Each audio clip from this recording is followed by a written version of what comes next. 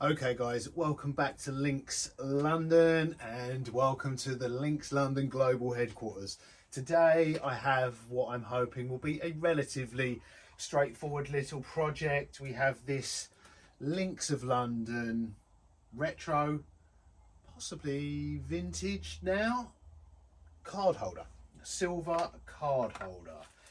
So I tested this out with some credit and debit cards just to see how it worked, and at first I thought this maybe opened up, but actually it's solid box construction and it has a steel spring here, and it's marked with the Links of London logo on the back there, and you feed cards in. I did manage to get 3 credit or debit size and thickness cards in here, but it could be used for credit cards, debit cards. This is a Waitrose reward card going in there. Would be perfect for business cards. You'll look very fancy distributing your business cards from your Links of London silver card holder. And this is it's pretty tarnished. It's probably over 20 years old, so it just needs a light buff. But other than that, apart from being slightly tarnished and needing a little polish, I think it's in new, unused condition. Even its storage wallet is near perfect. It's just the box has borne the brunt of 20 years of storage. Little crease in there, but still relatively good condition. What made this slightly more interesting than a standard card holder, however, was it was commissioned by the car company Renault. And so I've started doing a little bit of research to see if I can find out any information online about this collaboration.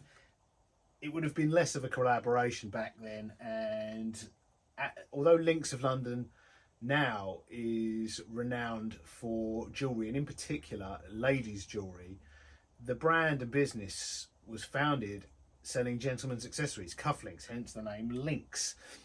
And they also, before they ventured in any significant way into ladies' jewellery, were doing corporate gifts in an era in the 90s and early noughties where the working environment, the business environment was different. They kind of hit peak corporate gifting. It was just a different era. Now, things have, the world's changed, the business environment's changed, the legalities around such things have changed. I think now, back then, I started work back then, and people genuinely appreciated things that now would probably cause genuine offence. But yeah, things have changed. I would not everything's changed for the better. I'd say in some areas we've taken 2 steps forward, in other areas we've taken 1 step back. But it was a different time. Anyway, what makes this interesting was that it was commissioned by Renault. So I thought I'd try and see if I could find anything about this particular product. I can't. And then I was sort of thinking, well, maybe it's a slightly random thing. It could have been commissioned for absolutely anything, because it's not really on face value car related. Links definitely did key rings, and you're thinking if it was for, if anything, they would have commissioned key rings for the car keys at the time, because the only way to date this, because it's silver plated and not hallmarked, you can roughly date the Links logos. This one was probably late 90s, early noughties, but they seem to use them. There's no consistency to them. There's no timeline to them. They sort of went backwards and forwards with logos. But it's definitely not a very early logo. But Renault, however, do have a timeline of logos, which I found, which dates the Renault logo used on this from 1992 to 2004. And that also is the period when Links of London was very much into supplying corporate gifts. They were less collaborations and more corporate gift suppliers. And what I've also found is, although this could have just been, Christmas gifts for employees or corporate partners, customers, even maybe fleet customers, something like that, what I have found, which does make it make a little more sense, is in 2001, well, 2000 actually, Renault, it says here, Renault started using cards as they were innovative in what we now know as keyless entry for cars. So, what does it say here? First designed by Renault, when was it? 20 years ago, but when was this published? This was in 2022 they wrote this, so over 20 years ago. The hands-free keycard has become a hit with consumers all around the world. Initially seen as a gadget worthy of 007, this small object, barely larger than a credit card, is one of Renault's leading innovations that will leave its mark on the history of automotive vehicles. So it all started in 2001. Renault was set to launch the Laguna 2, a saloon that was said to embody the lifestyle car of the 21st century. However, designers felt that the vehicle was still lacking a few innovative features.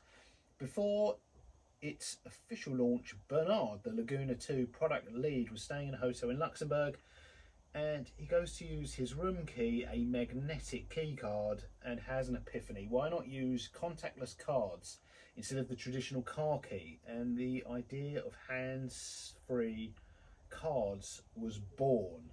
The initial design was known as keyless entry, and over the following years Renault improved the accessory by including it in other models, and they then helped popularise the design by extending it across the entire range from Clio to Scenic. On the latest generation of hands-free cards, the car is unlocked when the badge is approached and locked automatically when it's moved away. Now, that's the first. I think that's the initial one, and it looks a lot thicker than a card. Like one of these, none of these would have fitted in this. This wasn't this wasn't something that could contain their card, their key card, their car key card. That's I think that's a slightly later version of it, but it's the size of a credit card. Although they say theirs is smaller, it's not. It's bigger.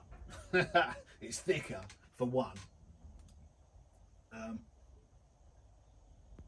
know what they've done there, but there's the evolution of it. So maybe that car that they launched this in conjunction with, the model launched in December 2000, and the first cars arrived in UK dealers in January 2001.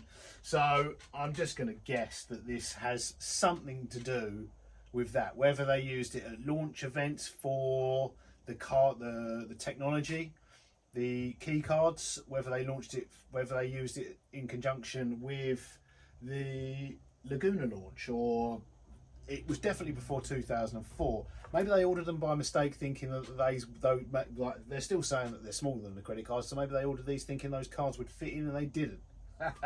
That would probably be more like it. These were silver holders for the cards. They were too thick, didn't fit in them. They gave them away, and now they're online for a few quid. But right, that's a little bit of research done. It's a possibility, but there's definitely a link there. So let's get this in the light box, and I'll show you what this looks like now. Before we've polished it, a little bit tarnished, needs a little clean up. We'll get it polished up, and then we'll take a look at it afterwards and get it in the vault on the links on the website.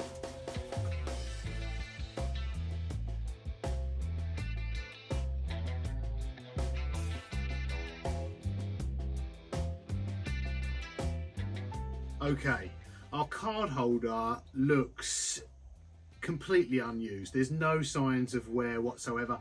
However, there is signs of over 20 years of storage, light handling. There's some light tarnish on the back and just some fingerprints. So we don't need to do too much to this. I don't want to do too much to this. A little light polish. I'm going to use some silver polish, some metal polish on a Selvic cloth. I'm going to a small amount. Go real easy just to get the fingerprints off and the tarnish, and then buff that off with a microfiber Selvic cloth, and then it'll be good to go. This is going to look good as new. The only thing that's going to give its age away, this is in effect new old stock. However, what is undeniably from the year 2000 is the packaging. There's no way around that. It's got a Renault logo from before 2004, and it's looking a bit tired. well, it is what it is. It's been it's been well looked after, but you know, it's been in a drawer for over 20 years, and it shows. So yeah, just a little bit of polish on this, because it's in such good condition. We risk doing more harm than good. There's a few light marks on the front, but you never know how good these things were in the first instance. It's coming up really well. It's like a mirror.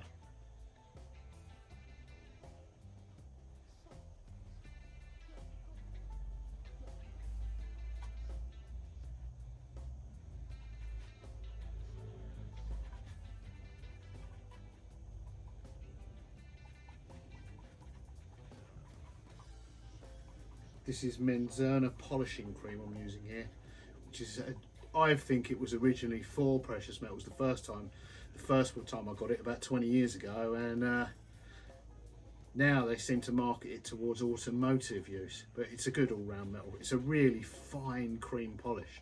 Like if you want to do heavy removal of oxidization, aka rust, you might be there a while, though it is quite effective. But if you really want a very fine polish, especially on plated items, it's gentle.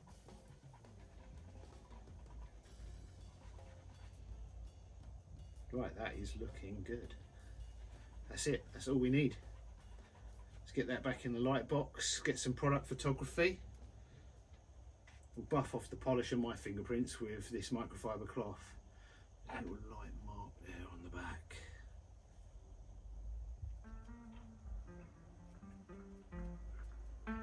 Right.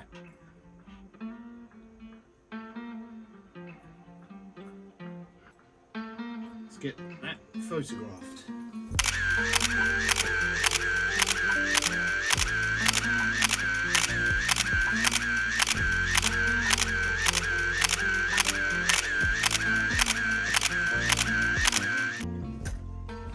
Okay, at this point we have kind of a dilemma, because this was visibly tarnished. I've used the Menzerner polishing cream. We've got a really bright mirror finish on this. In real life here, this looks as good as new. Mirror finished front and back. However, when you put this in the light box and photograph it under magnification, the tarnish that was visible and is now sort of been polished, appears to have been polished off, looks visible in the product photography. But the temptation is to keep going with the polish. However, I've learned my lesson from previous attempts, not just with Links of London stuff, but you know, previous. If this was solid silver, I would definitely keep going. However, with this silver plate, I've got a piece here. Now, what it appears they did, and each piece would have been manufactured possibly by different manufacturers in a slightly different way. It appears they start with the base metal, and which is possibly some sort of white metal. It's then plated with silver, and then it appears on top of the silver there's some either a lacquer or some sort of translucent or transparent coating or plating to protect the silver and to prevent tarnish. And it did prevent the tarnish. Bear in mind this is probably over 20 years old. It protected it against tarnish, but where a little bit of tarnish has got into the silver, that protective layer is now protecting the. It was protecting the silver from tarnish, but now it's tarnished with age. The protective layer is now protecting tarnish from being polished off. And if I keep going on the polish, the only way to get down there is to polish so much you take that protective layer off. But then in doing so, you risk then taking the silver off, which is what I think I've started to do on this, because this was a little bit blemished, this heart-shaped keyring, and rather than the blemish getting smaller, the more I polish, the bigger it's got, because I think what I'm doing is I'm removing that protective layer, and that protective layer also causes a little bit of coloration. So this is now looking a bit like a Dalmatian dog. There's 3 different colours of silver here, which I think is, one is the base, the white metal base, one is the silver plate, and the third thing here, right, you know, as I've polished more and more in this direction, the third one is all 3 layers, and the more layers there are, it changes the colour slightly, but to the human eye, I can see that here. You won't see it on camera. And again, it's the same with the tarnish on this. To the human eye, it's a little bit milky there around where the card's going, but other than that, this looks good.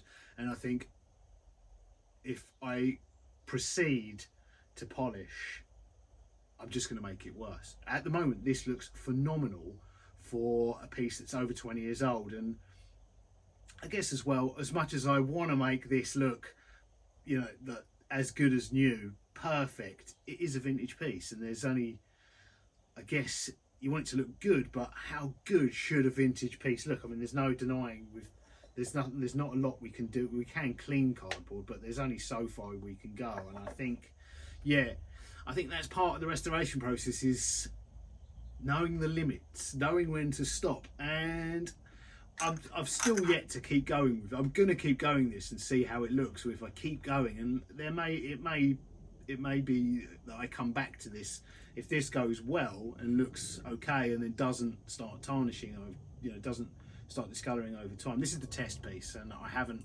finished with that. And maybe if that goes well, I will revisit this. But I think this is good enough.